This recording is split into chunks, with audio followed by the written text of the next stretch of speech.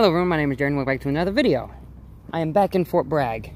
Oh, hell yes. And so, here we back with the 76 Dodge.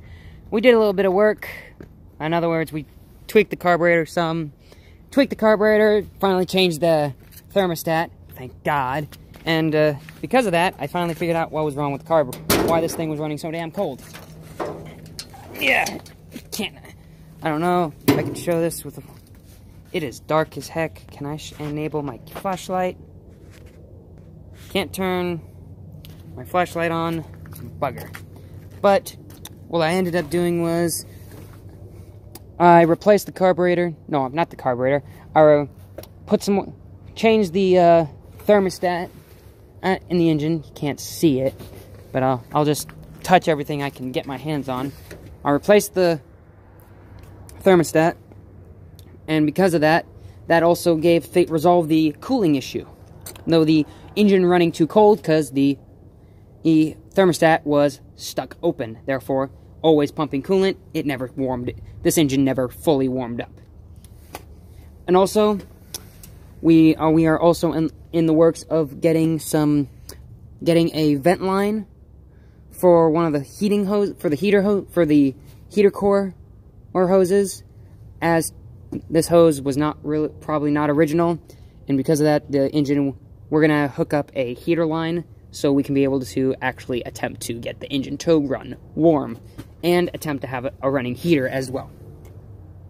We got the carburetor tweaked some. Getting it running as clean as we could. Also tweaked the distributor some. Excuse me. We tweaked the distributor a little bit. It checked the timing. We got everything running as best as we could. Good, and then the final adjustments were on the fast idle.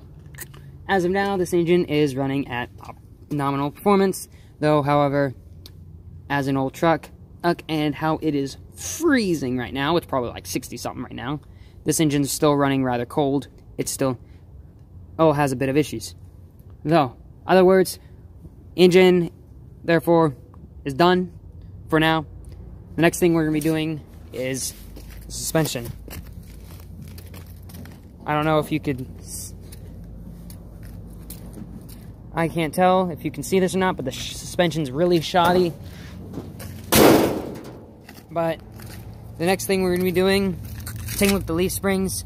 I don't know if you could see, but the whole leaf spring system is fully flat. It's not supposed to be that. More than likely, though, it's going to be like almost $500, $400 or $500 to get new front leaves. I may just buy a assist kit, a kit to keep the springs up and all that, and hopefully let me use the remaining years. Bastards. But we're gonna replace that. One of the downsides as of now is I had a set of thin wheel wells for this truck, and I left them in California, so I'm a little mad. But you win some, lose some, you do some screw-ups. But other than that, this truck is done. Well, quote-unquote fixed. In other words, let's get down to this one. This is a 2004 Dodge Durango, limited, with a 5.7 liter Hemi. This thing is a beast. Other than it looking like, it doesn't look as mainly masculine as a Ram or a Silverado that's not destroyed, or a lifted Ford F-150. But other than that, this thing has a lot of torque, though it has a tendency to do burnout wheel spin. It has a tendency to wheel spin if you punch it too hard, but other than that, it's really good. It's got third row seating. It's got a entertainment system inside. It's got a little movie home theater thing set up. Really nice hot heater. Front seats adjustable. Front and rears fold down. Class 3 hitch and hatch. I also got a set of snow chains for this thing, even though we're not really going to be needing those in Fort Bragg, though possibility may come. Drove this thing all the way from California, so this thing has about 2,700 miles on it. 27 to 3,000 miles on it. And in other words, after all that driving, new fluids, tune-up, and then kind of a rundown, make sure nothing's been destroyed. Though, knowing this car, it's not really it probably just needs some upkeep. But this thing's driven through literally snow, dirt, everything in between, and a bit of high altitude stuff. But in other words, guys, I think that's about enough I can say.